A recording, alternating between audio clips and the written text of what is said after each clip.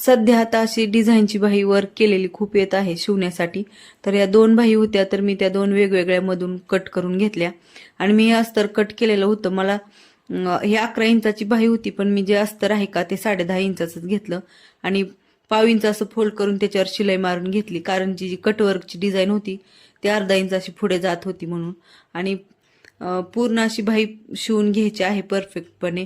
आणि मला ना या बाहीला थोडा थोडा जोड द्यावा लागणार होता, म्हणून मी थोडासा दोन्ही बाजूला जोड दिलेला आहे आणि अशी पूर्ण बाही कट करून घेतली आहे. तर दोन्ही बाह्या मी याच पद्धतीने शिवल्या आहे.